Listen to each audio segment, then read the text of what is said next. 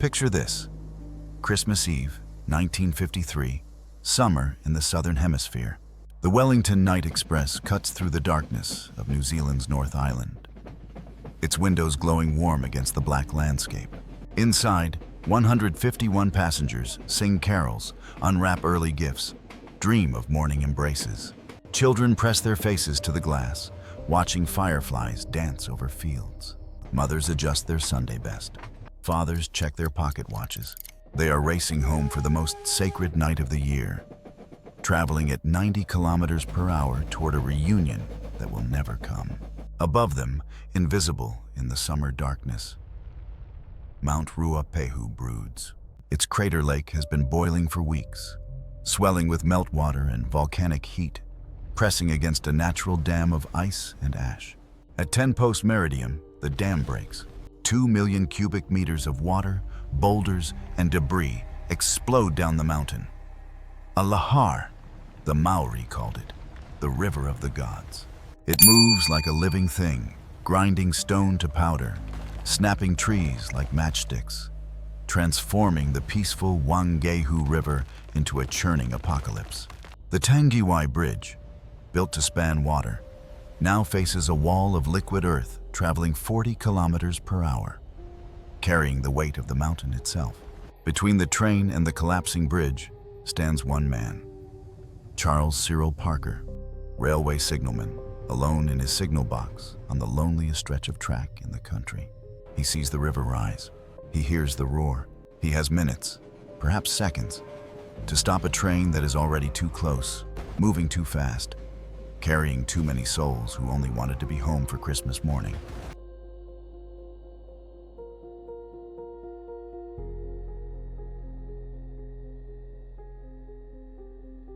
Imagine this: December 24th, 1953. The Southern Hemisphere's summer wraps New Zealand in warmth, while the rest of the Christian world shivers through winter. It is 10 post meridian, and the Wellington Night Express slices through the darkness like a steel serpent, its windows glowing amber against the black canvas of the North Island countryside. The rhythmic clatter of wheels on rails creates a lullaby that rocks 151 passengers towards sleep and dreams of Christmas morning. You know this story, don't you? You know about train disasters. You've seen the documentaries, the grainy photographs, the memorial plaques. But this is not a story about mechanical failure or human error. This is not a tale of negligence or oversight. This is a story about a mountain that decided Christmas Eve was the night to remind humanity of its place in the natural order. This is about the moment when the earth itself became the executioner. Before we descend into the darkness of Tangiwai, I want to ask something of you. If you believe these forgotten tragedies deserve to be remembered, if you believe the voices of the 151 deserve to echo beyond the silence that claimed them, take a moment to like this video and subscribe. Your support keeps the candle burning in the archives of history's darkest nights. And tell me in the comments, where are you watching from, and what time is it where you are? Let us mark this moment together, across time and distance. Tonight, we will stand on the banks of the Wellington River as it transforms from a peaceful stream into a churning apocalypse. We will climb into the signal box with Charles Parker, the man who saw death racing toward 151 souls and had only minutes to scream into the void. We will board the Wellington Express and feel the Christmas joy that filled those carriages in their final moments. And we will ask the question that New Zealand has been asking for 70 years. Could anyone have stopped what was coming? Welcome to the story of Tangiwai. Welcome to the night when Christmas carols were drowned by the roar of a mountain's rage. The Wellington Night Express was not just any train. It was the promise of reunion, the bearer of Christmas joy, the steel lifeline that connected the capital to the communities scattered across the North Island. On this particular Christmas Eve, it carried families dressed in their Sunday best, children clutching wrapped presents they had been forbidden to open, young couples making their first holiday journey together. The air inside the carriages smelled of cologne and perfume, of summer flowers tucked into hatbands, of the anticipation that makes Christmas Eve feel like the world is holding its breath. In carriage 5, a young woman named Narissa Love sat by the window, watching the darkness blur past. She was 21 years old, recently engaged, traveling home to show her parents the ring that caught the light every time she moved her hand. In carriage 7, the Hetet family, mother, father, and 3 children, played a game of cards, the youngest daughter insisting she had won, even though she clearly had not. In carriage 9, an elderly man whose name history would not record hummed Silent Night under his breath, his eyes closed, his hands folded in his lap. They were strangers bound together by destination and circumstance, unaware that they were also bound by the seconds that remained. The train's conductor, Charles Herbert, moved through the carriages with practiced ease, checking tickets, answering questions about arrival times, smiling at the children who asked if Father Christmas would know they were on a train. He had made this journey hundreds of times, knew every curve of the track, every station, every bridge. The Tangiwai Bridge was nothing special in his mental map. Just another crossing, another few seconds of track suspended over water. He had no reason to think about it at all. But 60 kilometers away, something was happening that would make the Tangiwai Bridge the most infamous structure in New Zealand history. Mount Ruapehu, the sleeping giant of the North Island, was waking. Not with the dramatic explosion of a cinematic volcano, but with something far more insidious. Its crater lake, a body of water heated by the mountain's restless core, had been rising for weeks. The natural dam of ice and volcanic debris that held it in place was weakening, groaning under the pressure of 2 million cubic meters of liquid weight. The Maori people who had lived in the shadow of Ruapehu for centuries had words for what was building. They called the mountain Ruapehu, the pit of noise. They spoke of its moods, its hunger, its tendency to devour the unwary. Their stories told of rivers that turned to stone, of waters that burned, of the land itself rising up to swallow those who forgot to show respect. The European settlers who built the railway had dismissed these stories as primitive superstition. They were about to learn that some superstitions are simply facts that haven't killed enough people yet. At approximately 10 post-meridium on December 24th, the Crater Lake Dam failed. Not slowly, not with warning, but with a sudden catastrophic collapse that geologists would later describe as inevitable. 2 million cubic meters of water, superheated by volcanic energy and mixed with volcanic ash, pumice, and debris, exploded down the mountain's flank. It carved a path of destruction through the Wellington Valley, picking up boulders the size of automobiles, snapping ancient trees like toothpicks, transforming a peaceful summer stream into a grinding, roaring monster of liquid earth. This was a lahar, a volcanic mudflow, though that clinical term fails to capture the horror of what it actually is. Imagine a river that is half water and half mountain, moving at 40 kilometers per hour, carrying enough force to obliterate anything in its path. It is not a flood in the traditional sense. It is the mountain itself, liquefied and enraged, reclaiming the valley. The Wellington Night Express raced south at 90 kilometers per hour, its passengers oblivious to the fact that the geography of their journey was being rewritten in real time. The track they were traveling had been surveyed, laid, and certified as safe. But safety is a human concept, meaningless to a mountain that measures time in millennia. The Tangiwai Bridge, built to span the gentle Wellington River, was about to face something it was never designed to withstand. In the signal box at Tangiwai, Charles Cyril Parker was completing his evening routine. He was 53 years old, a railway man through and through, a veteran of the First World War who had found peace in the solitary responsibility of managing signals and switches.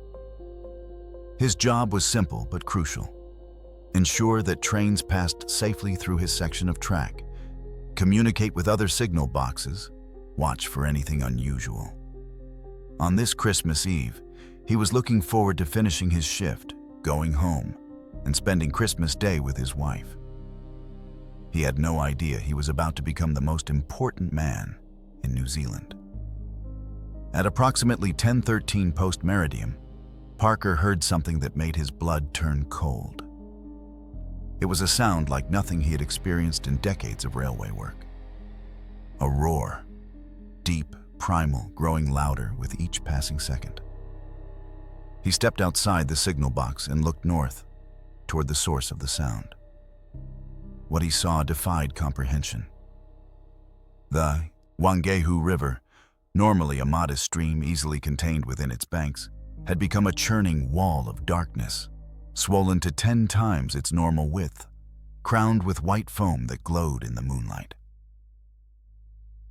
Parker ran back inside the signal box and grabbed the telephone. His hands shook as he cranked the handle, connecting to the Waiouru station to the north. He needed to stop the Wellington Express.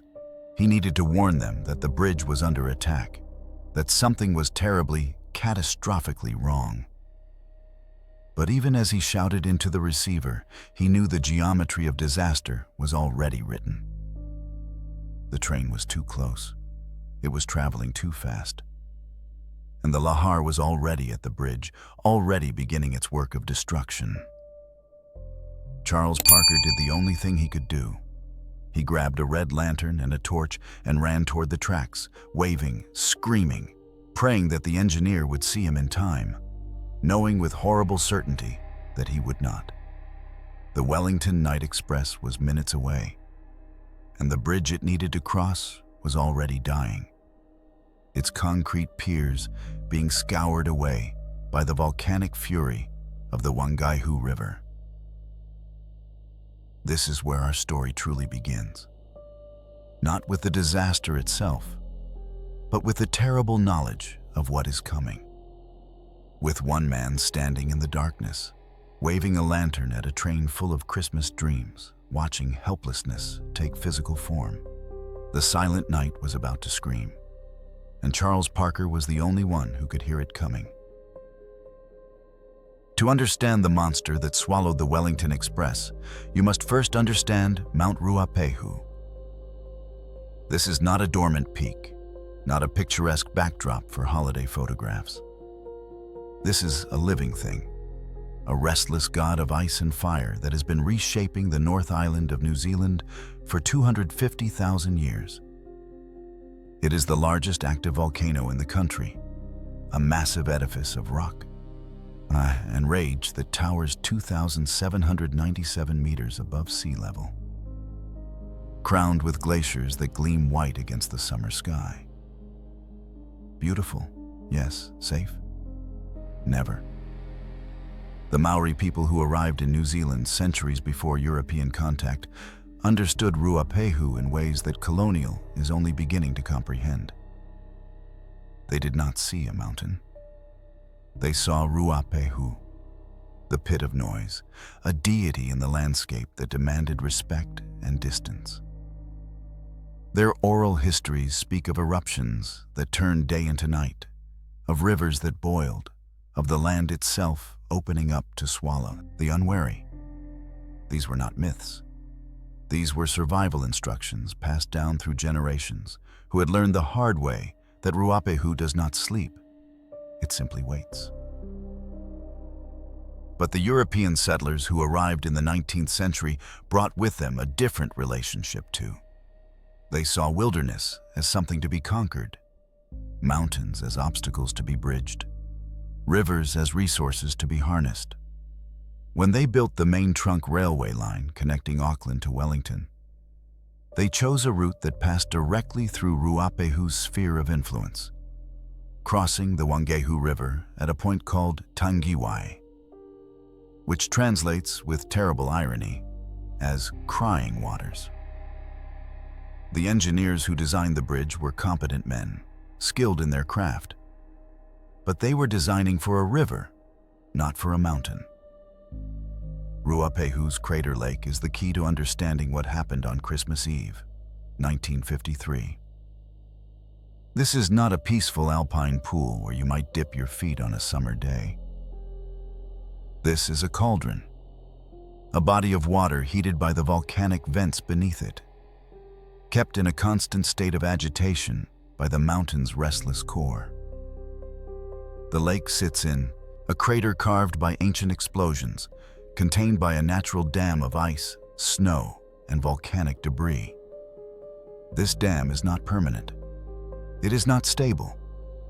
It is a temporary barrier between 2 million cubic meters of superheated water in the valley below. The of what happens when that dam fails has a name: lahar. The word comes from Indonesia, from a language that has watched volcanoes long enough to develop precise vocabulary for their many moods. A lahar is not a flood, not a mudslide, not a simple overflow of water. It is a volcanic mudflow, a mixture of water, volcanic ash, pumice, and debris that moves with the consistency of wet concrete and the force of an avalanche. Lahars can travel at speeds exceeding 60 kilometers per hour, can flow for distances of 100 kilometers or more, and can bury everything in their path under meters of volcanic debris.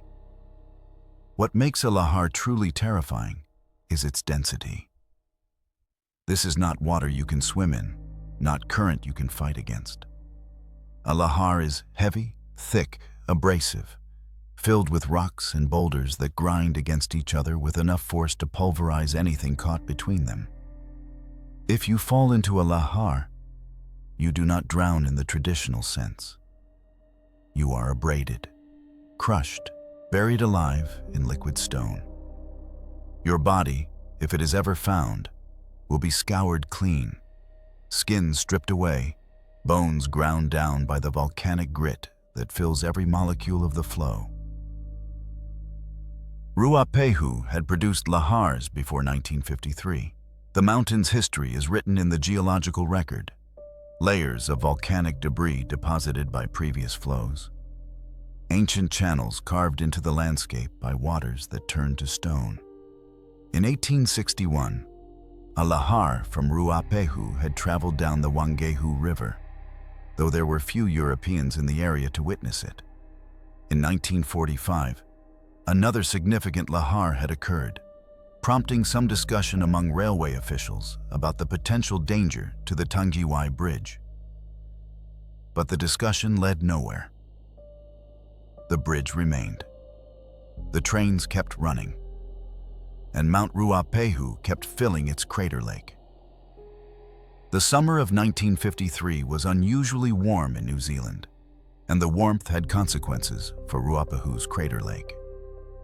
The ice and snow that formed part of the natural dam began to melt faster than usual, adding volume to the lake even as it weakened the structure holding the water back. Geologists who studied the disaster afterward would determine that the lake level had risen significantly in the weeks before Christmas, though no monitoring system existed to track such changes. The mountain was sending signals, tremors, changes in lake temperature, subtle shifts in the dam's structure. But there was no one listening, no one watching, no one who understood that Ruapehu was preparing to purge itself. The Maori communities living in the shadow of the mountain knew something was wrong. They had the inherited knowledge of ancestors who had witnessed Ruapehu's eruptions, the oral traditions that taught them to watch for signs and to respect the mountain's moods. But in 1953, their warnings carried little weight in the halls of European power. The railway officials, the government authorities, The engineers who certified the safety of the line, they operated on the assumption that modern and engineering had tamed the wilderness, that steel and concrete were stronger than stone and water.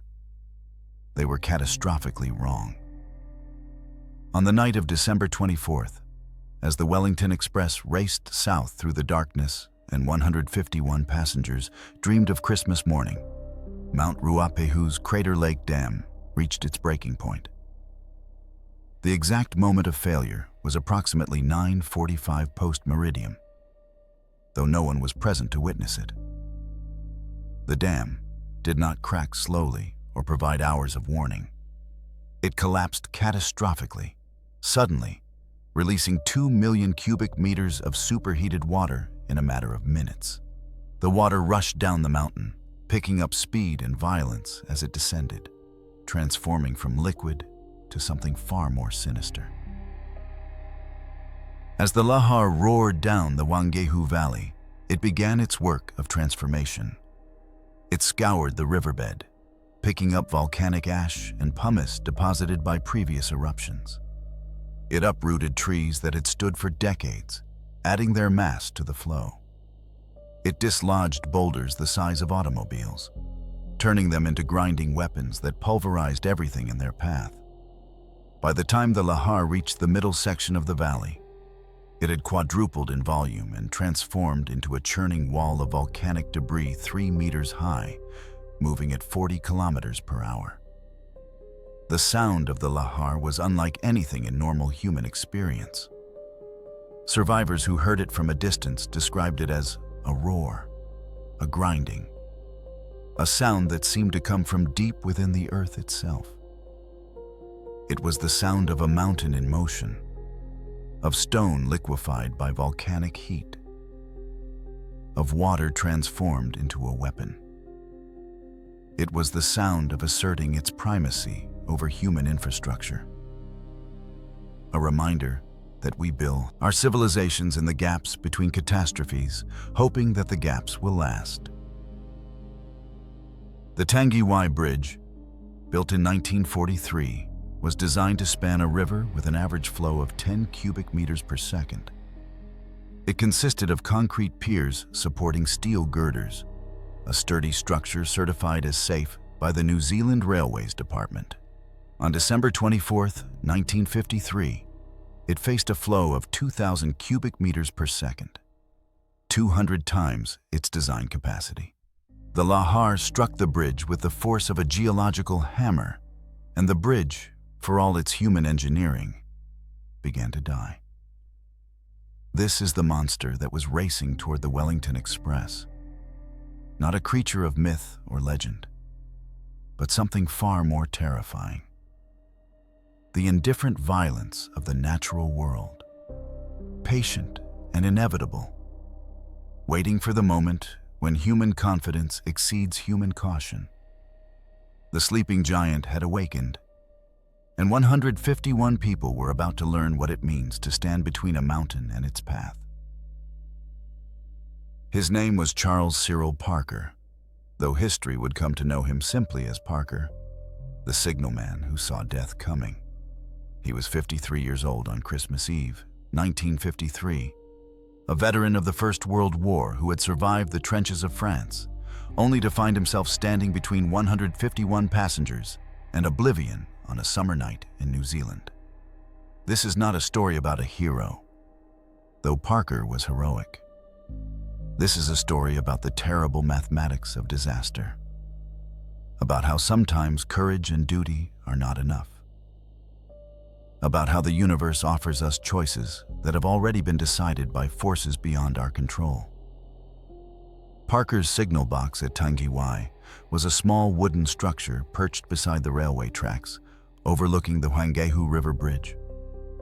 It was his kingdom and his prison, a place of solitary responsibility where he managed the passage of trains through his section of track. Inside, the box smelled of coal smoke and machine oil, of the tea he brewed on a small stove, of the cigarettes he smoked to pass the long hours between trains.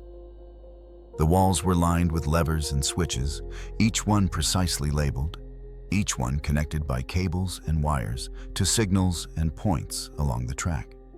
This was not complicated machinery by modern standards, but it was precise, unforgiving of error, dependent entirely on the judgment and vigilance of the man who operated it. Parker was good at his job. 21 years with the New Zealand Railways, a reputation for reliability, a record unblemished by incident or complaint. He knew the rhythms of the railway like a musician knows a familiar score, the times when trains would pass, the signals to send and receive, the routine checks that kept everything running safely. On this Christmas Eve, he was looking forward to the end of his shift at 11 post Meridium, to going home to his wife, to spending Christmas Day in the quiet comfort of domestic routine. He had no reason to expect that the next hour would define the rest of his life. The first sign that something was wrong came at approximately 10 post Meridium. Parker heard a sound that had no place in his experience of railway work. It was distant at first, a low rumble that seemed to come from upstream, from the direction of Mount Ruapehu. He paused in his routine, listening, trying to place the sound in his mental catalog of normal and abnormal. It was not the sound of a train. It was not thunder, though the quality of it suggested something meteorological, something elemental. It was a roar, deep and growing, the sound of violence approaching at speed. Parker stepped outside the signal box and looked north, upstream along the Huanghehu River. What he saw made his blood turn to ice water in his veins. The river, which normally ran clear and modest within its banks, had transformed into something monstrous. It had swollen to 10 times its usual width, churning white and gray in the moonlight, crowned with foam that caught the light like the mane of some terrible beast. Trees that had stood on the riverbank for decades were gone, simply erased. Boulders the size of automobiles tumbled in the current like pebbles. And the water itself had changed color, turned dark with volcanic ash and debris, thick and viscous, more mud than liquid. For a moment, Parker stood frozen, his mind struggling to process what his eyes were showing him. He was a practical man, not given to panic or exaggeration, but he understood immediately that he was witnessing something catastrophic. The bridge, his bridge, the structure he watched over every day, was under attack by a force that should not exist in the geography of his experience. He could see the water level rising against the concrete piers, could hear the grinding roar of boulders smashing against the structure, could sense in his bones that the bridge was dying. Parker ran back into the signal box and grabbed the telephone, his hands shaking as he cranked the handle to connect to the Waiouru station to the north. He needed to stop the Wellington Express. He needed to warn them that the bridge was compromised, that they could not cross, that 151 people were racing toward disaster. The telephone line crackled and hissed. And when the voice of the Waiouru signalman answered, Parker shouted his warning with an urgency that bordered on hysteria. "Stop the express! The bridge is going. The river is flooding. Stop the train!" But even as he spoke the words, Parker knew the geometry of disaster with horrible clarity. The Wellington Express had already passed through Waiouru. It was in the section of track between Waiouru and Tangiwai, traveling at 90 kilometers per hour, racing through the darkness with no way to receive his warning. The railway communication system of 1953 had no way to contact a train once it left a station. There was no radio, no emergency channel, no magical technology that could reach out into the darkness and tell the engineer to stop. The train was committed to its course, and the course led directly to a bridge that Parker could see crumbling under the assault of the lahar. Parker made a decision then, a decision that would haunt him for the rest of his life. He grabbed a red lantern and a torch and ran out of the signal box toward the tracks. He positioned himself as far up the line as he could manage, waving the lantern in the universal railway signal for danger, for emergency, for stop immediately. The red light cut through the darkness, swinging in wild arcs as Parker waved his arms and shouted into the void, knowing that the engineer might not see him in time, knowing that, even if he did see, the train traveling at 90 kilometers per hour could not stop in the distance available. The Wellington Express was minutes away now. Parker could feel it in the vibration of the rails beneath his feet, could sense it approaching through the darkness like a steel inevitability. He waved the lantern harder, faster, his arms burning with the effort, his voice hoarse from shouting. In his mind, he ran through the calculations of disaster. The train weighed hundreds of tons. It was traveling at full speed on a clear track. The engineer would have no reason to expect danger, no reason to be watching for signals from a signalman waving a lantern in what should be an empty section of track. And even if the engineer saw him, even if he applied the brakes immediately, the physics of momentum meant the train could not stop before reaching the bridge. Behind Parker, the roar of the lahar grew louder. The river had risen another meter, was now overtopping its banks, flooding the approaches to the bridge. Parker could hear the grinding, crashing sound of the concrete piers being scoured by boulders, could see debris piling up against the upstream side of the structure. The bridge was shaking, vibrating with the force of the water and stone hammering against it. Parker knew bridges. He knew that once a structure like this began to fail, the collapse would be sudden and complete. The question was not whether the bridge would fall, but when. And still he waved the lantern. Still he shouted into the darkness. Because what else could he do?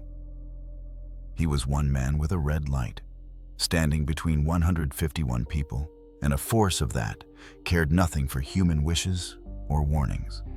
He was performing the ritual of duty, knowing that it was probably futile, that the universe had already written the ending to this story before he picked up the lantern. But he waved anyway, because that is what railway signalmen do. They stand watch. They send warnings. They fight against disaster with whatever tools they have, even when those tools are absurdly inadequate to the scale of the catastrophe approaching. In the distance, Parker saw the lights of the Wellington Express appear around the curve in the track. The amber glow of the locomotive's headlamp, the warm rectangles of the passenger carriage windows.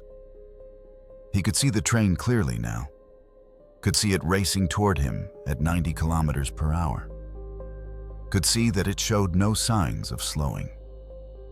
The engineer had not seen him, or had seen him too late, or had seen him and was already braking, but knew, as Parker knew, that it would not be enough. Charles Cyril Parker stood on the tracks waving a red lantern at a train full of Christmas dreams. And in that moment, he became a ghost. Not literally, not yet, but in the metaphorical sense that would define how history remembered him. He became the man who tried and failed, the witness to disaster who could not prevent it, the guardian who stood at his post as the world collapsed around him. His story would be told and retold in the decades after Tangiwai, always with respect, always with sorrow, always with the unspoken acknowledgement that sometimes doing everything right is still not enough. Train Ka 943, the Wellington Night Express.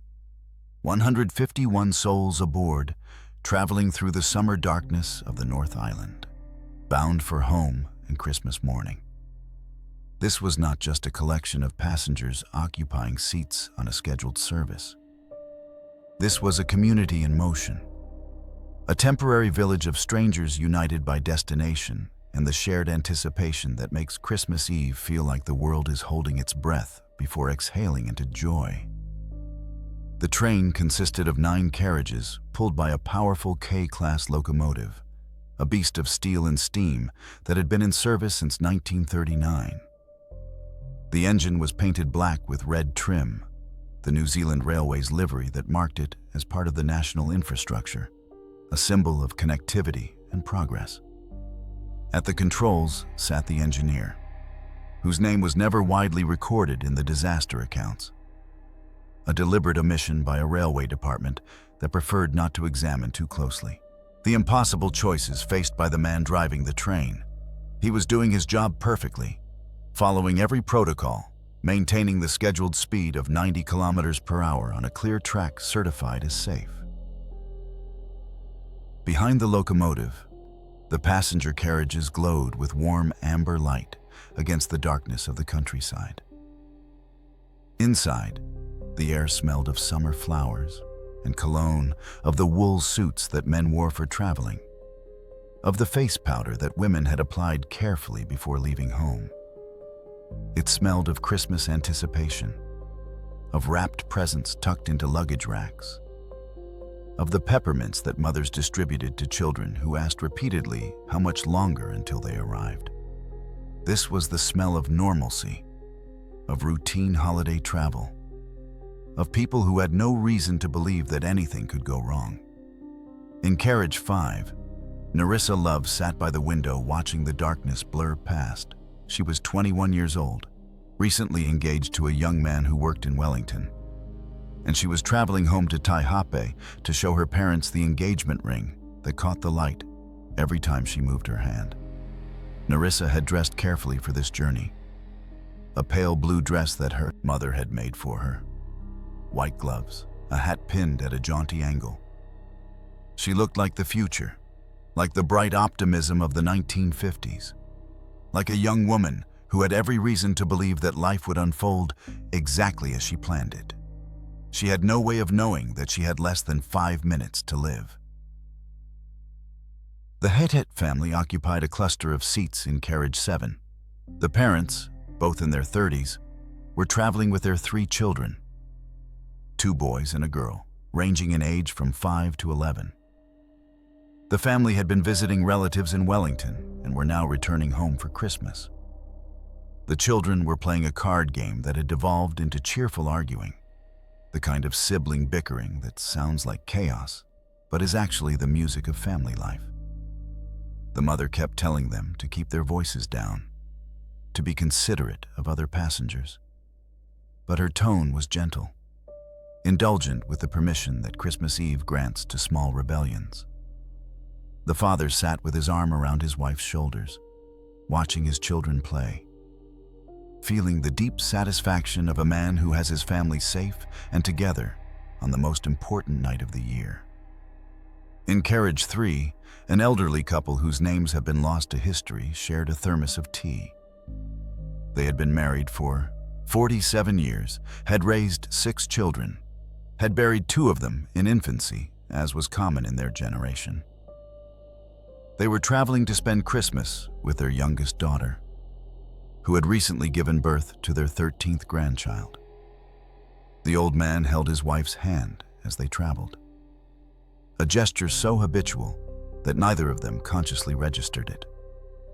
They had held hands for 47 years, through joy and grief, through war and depression, through all the ordinary catastrophes that make up a human life. They would die holding hands, though neither of them knew it yet. A young soldier sat alone in carriage 8, traveling home on Christmas leave. He was 19 years old, fresh from basic training, proud of his uniform and eager to show his parents that he had become a man. He had written them a letter describing his experiences, the discipline and camaraderie of military life, the friends he had made, the future he envisioned. The letter was in his pocket, ready to be read aloud on Christmas morning. The letter would survive the disaster. The soldier would not. The conductor, Charles Herbert, moved through the carriages with practiced ease. He had worked this route for 8 years, knew every kilometer of track, every station, every bridge. He checked tickets, answered questions about arrival times, helped a mother retrieve a dropped toy from under a seat. He smiled at the children who asked if Father Christmas would know they were on a train. He assured them that Father Christmas always knew where children were on Christmas Eve. It was his job to reassure, to create the atmosphere of safety and routine that made train travel a pleasure rather than an anxiety. Herbert had crossed the Tangiwai Bridge hundreds of times. It was just another bridge in his mental map of the route. Nothing special. Nothing that required particular attention. The track curved gently as it approached the bridge, then straightened out for the crossing. The bridge itself took perhaps 5 seconds to traverse at full speed. A brief moment of suspension over the Wellington River, then solid ground again on the southern bank. Herbert had no reason to think about it at all. No reason to imagine that in less than 5 minutes, that bridge would become a mouth opening into darkness, ready to swallow every carriage he was walking through. In the locomotive cabin, the engineer maintained his speed and watched the track ahead. The headlamp of the locomotive cut a cone of yellow light through the darkness, illuminating the rails and the track bed, but leaving everything beyond that narrow corridor in shadow. This was normal night driving, the kind of work that became almost meditative after years of experience. Watch the track, monitor the gauges, maintain speed. Listen to the sound of the engine, the rhythm of the wheels, the 1,000 small indicators that tell an experienced engineer when everything is running as it should. The train had just passed through Harrowing station, the last stop before Tangiwai. The passengers who were awake looked out at the small platform sliding past, at the station building dark and locked for the night, at the few scattered lights of the settlement beyond. Most of the passengers were settling into that drowsy state that train travel induces. The rocking motion, the rhythmic sound of wheels on rails, the warmth and darkness that make sleep seem natural and welcome. Parents quieted their children. Couples leaned against each other. Solitary travelers closed their eyes and let their minds wander toward tomorrow. The train rounded the gentle curve that led to the Tangiwai Bridge. The engineer saw the track ahead stretching straight and clear, saw the approach to the bridge exactly as it always looked, saw nothing that suggested anything was wrong. He did not see Charles Parker standing beside the track ahead, waving a red lantern in the darkness. Or perhaps he did see, but too late, at a distance too short to allow for any response that might have mattered. The inquiry afterward would never definitively establish whether the engineer saw Parker's warning. It ultimately did not matter. Physics had already decided the outcome. The Wellington Express was traveling at 90 kilometers per hour. At that speed, the train covered 25 meters per second. The distance from the point where the engineer might have seen Parker's warning to the bridge was approximately 300 meters. Even if the engineer saw the warning instantly and applied the brakes with perfect precision, the train required at least 600 meters to stop from that speed. The mathematics were simple and brutal. The train could not stop before reaching the bridge. The only question was how much of it would cross before the structure failed. Inside the carriages, 151 people experienced the last moments of ordinary time. They adjusted in their seats. They looked out windows at the darkness. They checked pocket watches and wondered how much longer until arrival. They thought about Christmas morning, about turkey dinners and gift exchanges, about sleeping late and lounging in pajamas, about all the ordinary pleasures that they had every reason to expect would be theirs in a few hours. They were innocent of what was coming, innocent of the fact that the bridge they were about to cross no longer existed in any meaningful sense, innocent of the terrible knowledge that Charles Parker carried as he waved his lantern at a train that could not stop. At 10:13 post-meridium on December 24, 1953, the lahar from Mount Ruapehu struck the Tangiwai Bridge with a force of 2,000 cubic meters per second of volcanic debris. This was not a gradual assault, not a rising flood that gave warning and time for response. This was geological violence, instant and absolute. The mountain asserting its dominance over human infrastructure with the casual brutality of indifferent to consequence. The bridge had been built in 1943. A sturdy structure of concrete piers and steel girders designed to span the modest Wellington River. The engineers who designed it were competent professionals who followed the standards of their era, who calculated load capacities and stress tolerances with the precision that civil engineering demands. They designed for a river that flowed at 10 cubic meters per second, for floods that might increase that flow by a factor of 5 or even 10. They did not design for a mountain. They did not design for the river to transform into liquid stone carrying boulders the size of automobiles at 40 kilometers per hour. The first pier to fail was the one closest to the northern bank, the upstream side where the lahar struck with full force. The concrete, strong as it was by the standards of human construction, was simply inadequate to the task of resisting volcanic debris moving at that speed and density. The pier did not crack slowly or give warning. It was scoured away, abraded by the grinding mass of pumice and rock. Its foundation undermined by the churning water that dug meters into the riverbed in a matter of seconds. When the pier collapsed, it took with it the section of steel girder it supported, and the bridge began to die in sections from north to south, like dominoes falling in slow motion. The second pier held for perhaps 30 seconds longer than the first, long enough to create the terrible illusion that the bridge might survive. But the lahar was relentless, patient in the way that geological forces are patient. It ground away at the concrete, found every weakness in the structure, exploited every flaw in the construction. The second pier twisted, groaned with the stress of supporting weight it was never designed to carry, and then surrendered to the inevitable. It collapsed into the churning water and was gone, simply erased from existence, ground to powder by the boulders that tumbled over it. Charles Parker watched this happen from his position beside the tracks. He had stopped waving the lantern now because the Wellington Express was visible in the distance, its headlamp cutting through the darkness, racing toward him at 90 kilometers per hour.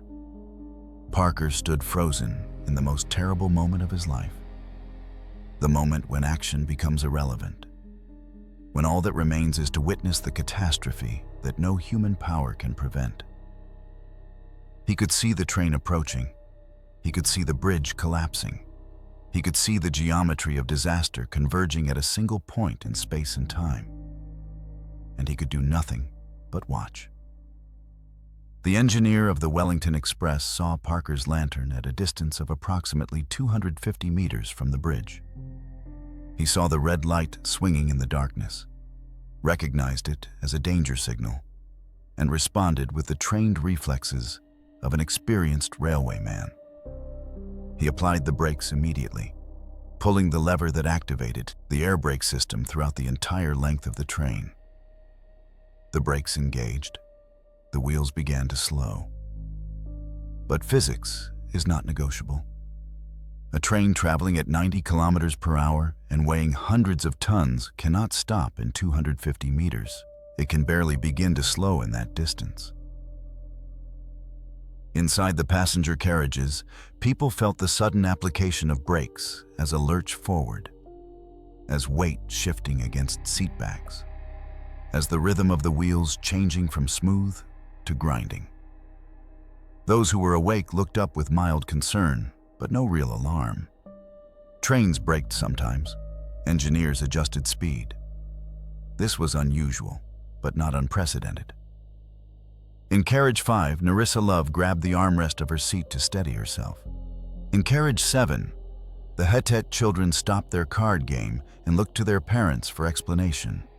In Carriage 3, the elderly couple squeezed each other's hands slightly tighter. None of them understood yet that they were experiencing the last moments of solid ground beneath them. The locomotive reached the approach to the bridge, traveling at approximately 70 kilometers per hour. The engineer could see now that something was catastrophically wrong. He could see the churning water where the river should be. He could see debris piled against what remained of the bridge structure. He could see that the track ahead no longer led to solid crossing, but to something else entirely. He applied more pressure to the brakes, as if will alone could overcome momentum. He blew the whistle, a long, desperate blast that echoed across the valley, a scream of warning that served no purpose except to mark the moment when hope died. The locomotive made it across. This fact would become one of the cruel ironies of the Tangiwai disaster, that the heaviest part of the train, the engine itself, successfully traversed what remained of the bridge. The weight and momentum that should have guaranteed its destruction instead carried it over the gap, over the sections of track that were already suspended in midair, over the collapsing infrastructure that should have swallowed it. The locomotive reached the southern bank and continued forward, dragging behind it the carriages that were not as fortunate. The first passenger carriage, coupled directly to the locomotive, also made it across. Its wheels screamed against the rails, sparks flying from the locked brakes, but it followed the engine to safety. The passengers inside felt the violent shaking, heard the terrible sounds of metal grinding and water roaring, but they survived. 21 people in that first carriage lived through what the others did not, a lottery of position that would haunt them for the rest of their lives. The second carriage did not make it. The coupling between the first and second carriages snapped under the strain, and the second carriage, suddenly free of the locomotive's pulling force, slowed just enough to arrive at the bridge at the exact moment when the remaining central pier collapsed. The carriage reached the middle of the span and simply dropped, falling straight down into the churning lahar below. It fell 15 meters, struck the water nose first, and was immediately swept downstream by the current. Inside, passengers were thrown from their seats, slammed against walls and ceiling, plunged into darkness as the electrical system failed. The third, fourth, and fifth carriages followed the second into the void. They did not fall straight down, but tumbled, rolled, were caught by the current, and twisted like toys in a child's bath. Carriage 5, where Narissa Love sat by the window in her pale blue dress, was torn apart by the force of impact with the water. The carriage disintegrated, its wooden sides no match for the grinding debris of the lahar. Narissa was swept into the darkness, into water that was not water, but liquid stone, into the volcanic fury that had traveled from the crater lake of Mount Ruapehu to claim her life on Christmas Eve. The sixth and seventh carriages jackknifed on the approach to the bridge, their couplings breaking under the catastrophic stress, their wheels leaving the rails as the entire structure of the train collapsed into chaos. Carriage 7, carrying the Hetet family, tipped onto its side and slid down the embankment toward the river. The parents tried to shield their children, tried to hold them against the violence of motion, tried to do what parents do in the face of disaster. The carriage struck the water and began to fill, the windows shattering under the pressure, the volcanic debris pouring in through every opening. The eighth and ninth carriages remained on the track, their couplings somehow holding, their momentum finally exhausted by the brakes and the catastrophic failure of the train ahead of them. The passengers in these rear carriages sat in stunned silence, hearing the screams from ahead, feeling the unnatural stillness after the violence of motion, knowing that something terrible had happened, but not yet understanding the scale of it. Charles Parker ran toward the wreckage, his lantern still in his hand, his mind unable to process what his eyes had witnessed. The bridge was gone. The train was gone. The river had become a grave, churning with debris and darkness and the bodies of people who had been singing Christmas carols 5 minutes earlier. Parker's war experience had prepared him for horror. But nothing prepares a human being for the specific horror of preventable catastrophe. For the knowledge that 130 people have just died, despite every warning, despite every effort, despite doing everything right. The Tangiwai Bridge no longer existed. In its place was empty air, collapsed concrete, twisted steel, and the roaring darkness of a river, transformed into a weapon. The mountain had spoken, and the mountain's voice had swallowed the Christmas train whole.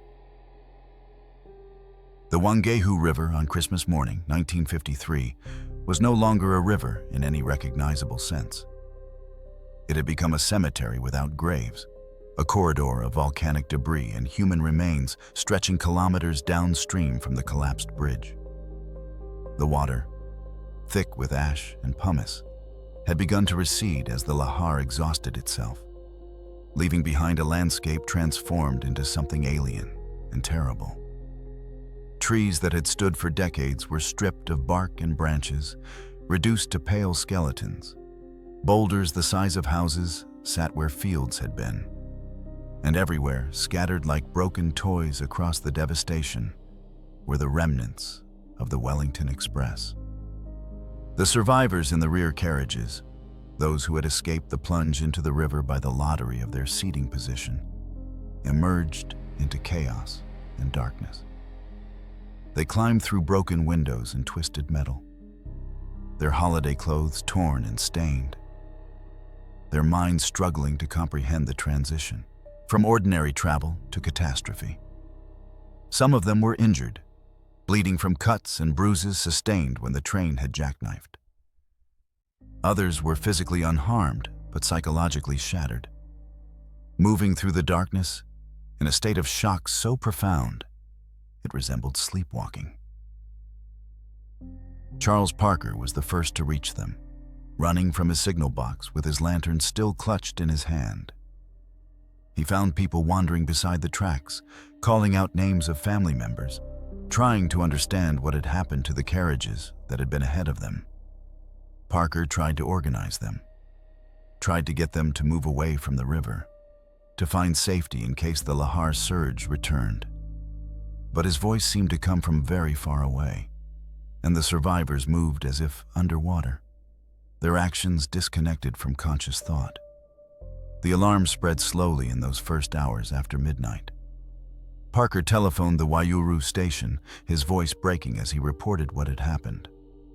The message was relayed to Wellington, to railway headquarters, to police and emergency services. But this was 1953, Christmas Eve turning into Christmas morning. Many officials were home with their families, unreachable by telephone, unaware that the worst railway disaster in New Zealand history was unfolding in the darkness of the North Island. The response, when it finally came, was hampered by distance, by poor roads, by the simple fact that no one had planned for a catastrophe of this scale. The first organized rescue parties arrived at dawn, as the summer sun rose over a scene that defied comprehension. The bridge was simply gone, erased as if it had never existed. The river channel had been scoured meters deeper than it had been the day before, its banks collapsed, its course altered by the force of the lahar.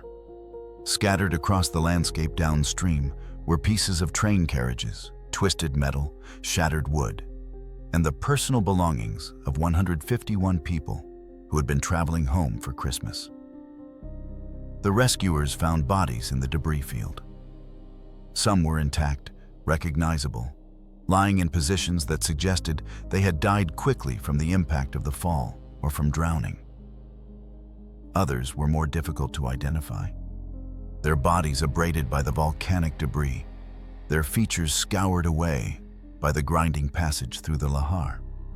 The volcanic ash and pumice that filled the water had acted like liquid sandpaper, stripping clothing and skin, leaving behind remains that challenged even experienced emergency workers to process. 21 people survived from the first passenger carriage, the one that had made it across the collapsing bridge. They were taken to nearby homes and farms, given blankets and tea, treated for shock and minor injuries. They were the witnesses, the ones who had felt the train begin to fall and then miraculously continue forward, who had heard the screams from the carriages behind them and known with terrible certainty that they had survived something that others had not. Their survival was random, meaningless, determined entirely by which carriage they had chosen when boarding the train in Wellington. Among the survivors was a young man named Cyril Ellis, who had been sitting near the front of the first carriage. He would later describe hearing the sound of the couplings breaking behind him, feeling the violent shaking as the locomotive pulled his carriage to safety while the others fell. He described looking back through the rear window and seeing nothing but darkness where the other carriages should have been, hearing sounds that he would never be able to adequately put into words. Ellis lived for decades after Tangiwai, but he never celebrated Christmas again. Never boarded a train without feeling the ghost of that moment when the floor dropped away behind him. The search for bodies continued for days, then weeks. Some victims were found kilometers downstream, their remains caught in debris jams or washed up on riverbanks far from the disaster site. Others were found in pieces, their bodies having been torn apart by the violence of the lahar. The identification process was agonizing, dependent on clothing, jewelry, personal effects that had somehow survived when flesh had not. Families waited in churches and community halls, hoping for news, dreading the confirmation that they already knew in their hearts. Narissa Love's body was found 3 days after the disaster, 8 kilometers downstream from the bridge. She was identified by her engagement ring, which had remained on her finger despite everything the river had done to her. Her pale blue dress was gone, torn away by the current, but the ring stayed. It was returned to her fiancé, who had been waiting in Taihape for a train that never arrived, for a woman who would never show her parents the symbol of her future. The Hetet family, mother, father, and 3 children, were found together, their bodies recovered from what remained of carriage 7.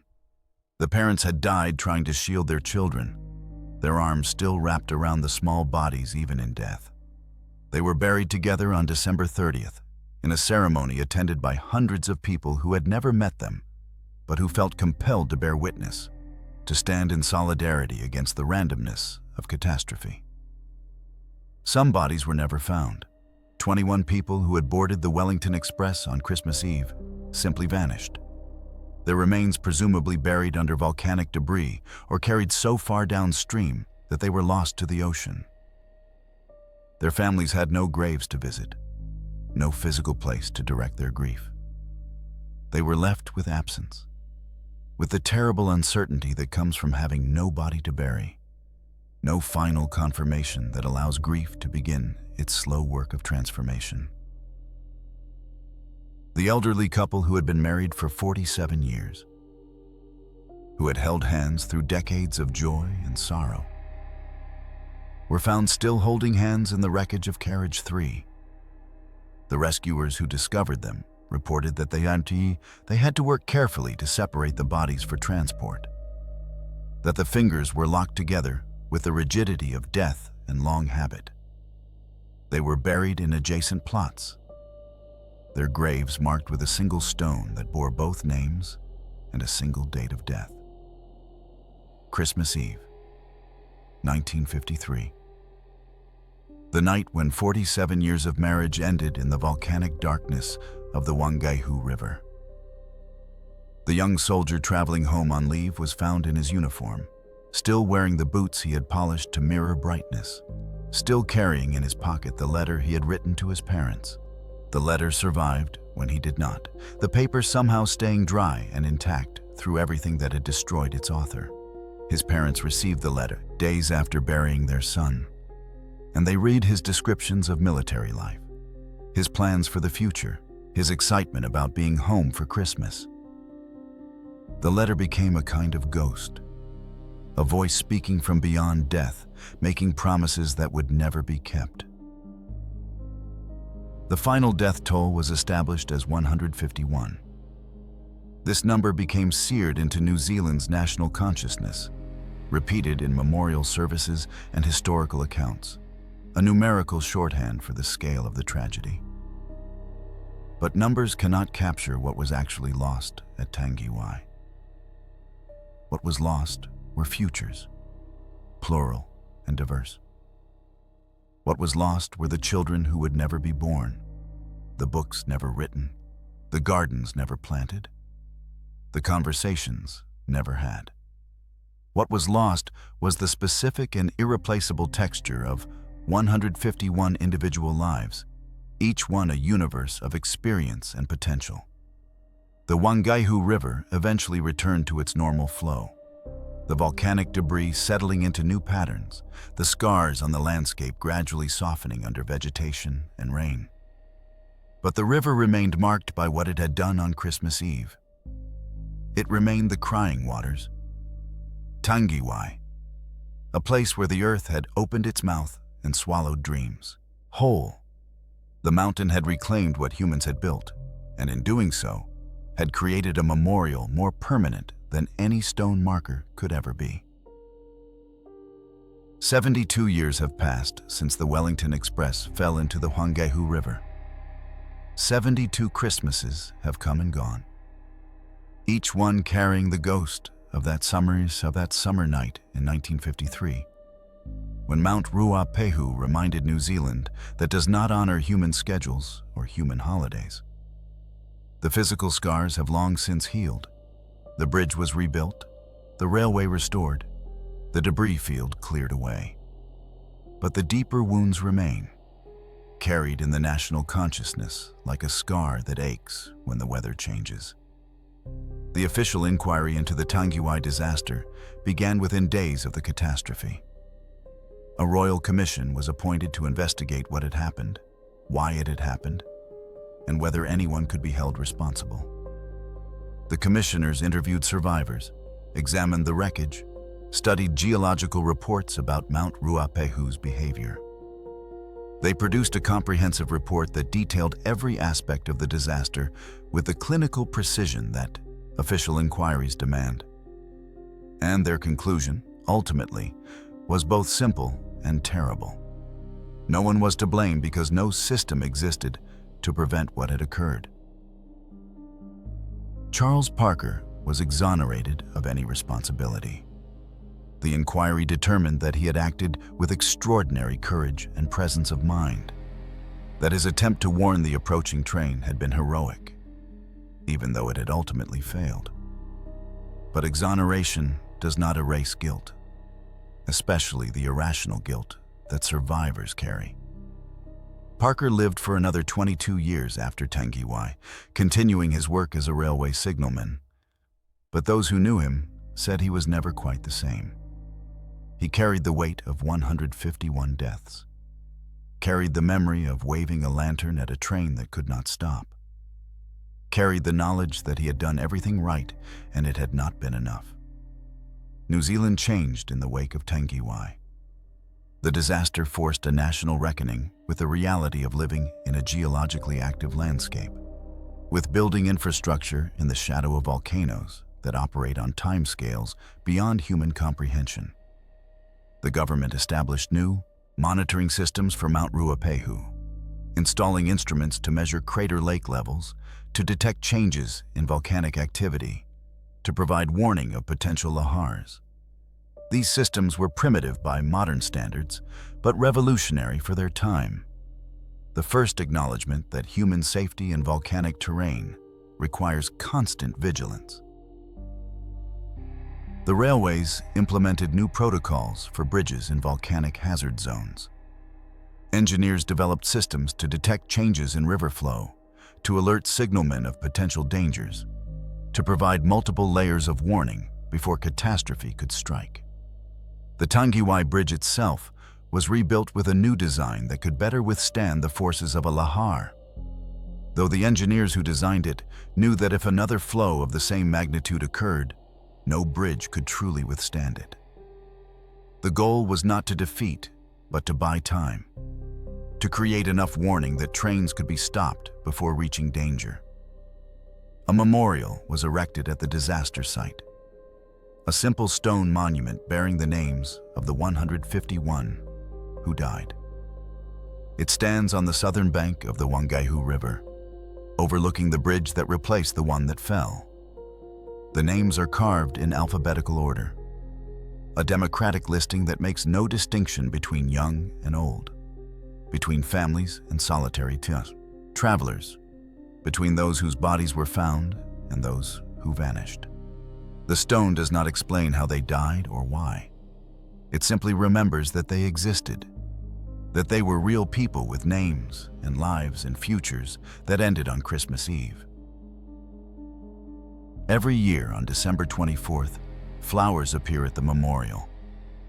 Some are placed by surviving family members, now elderly themselves, still making the pilgrimage to mark the anniversary of their loss. Others are left by strangers, by people born decades after the disaster, who nonetheless feel compelled to honor the dead, to stand witness to a tragedy that has become part of New Zealand's collective memory.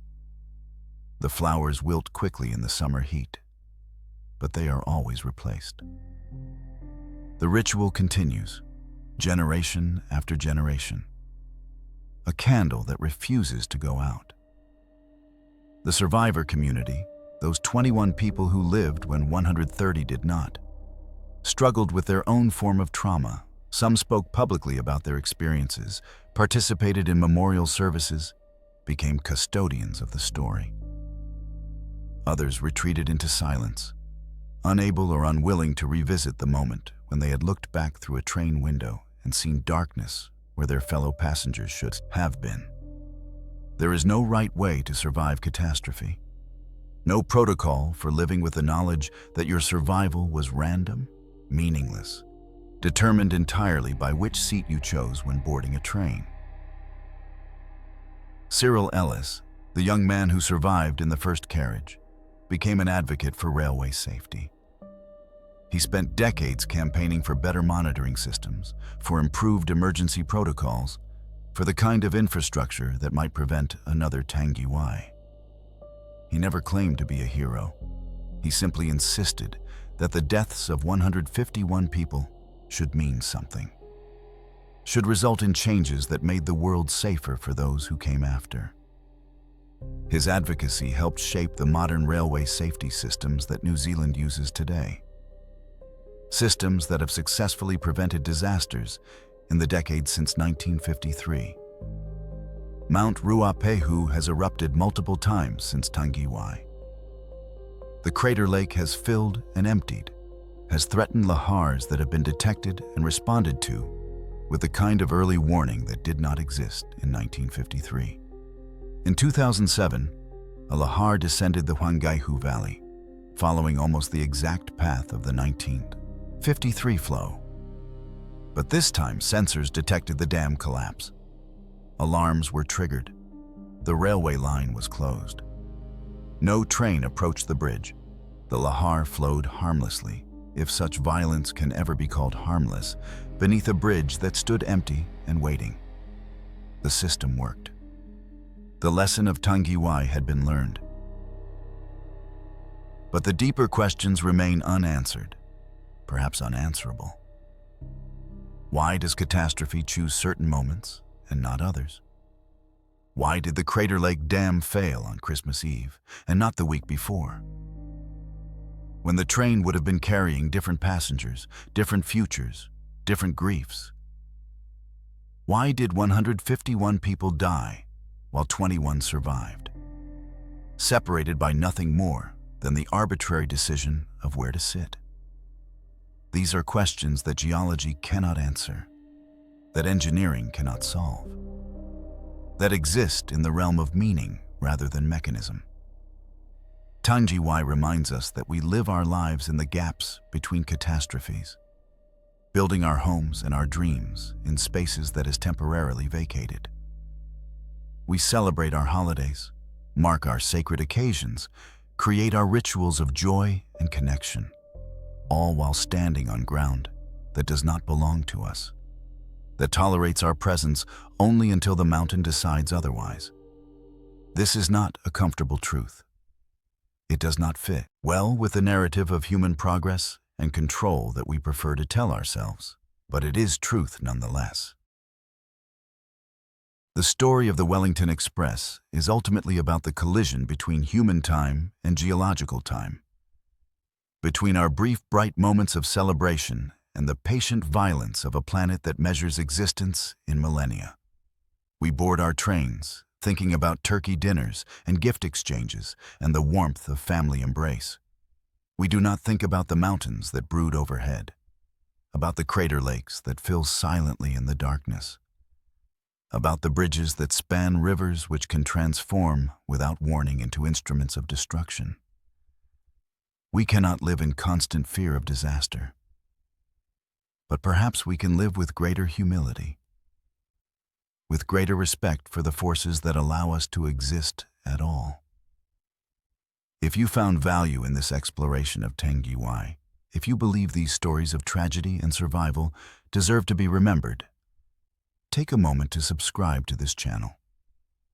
And tell me in the comments, how do we balance celebration with the knowledge that catastrophe waits patient? In the darkness? Where are you watching from? And what time is it where you are? Let us mark this moment together, across distance and time, keeping the memory of 151 souls alive in the telling. The candle still burns at Tangiwai. The flowers still appear every Christmas Eve. The river still flows beneath the bridge, quieter now, contained within its banks, but carrying always the memory of what it did on that summer night in 1953. The mountain still watches, and we, the living, still board our trains, still make our journeys home, still celebrate our holidays in the shadow of forces we can never fully control or predict. Until next time, may your travels be safe, and may the bridges you cross hold firm beneath you. This has been the story of Tangiwai, the Christmas train that vanished into a volcano's river, the night when joy turned to ashes, and the memory that New Zealand carries still.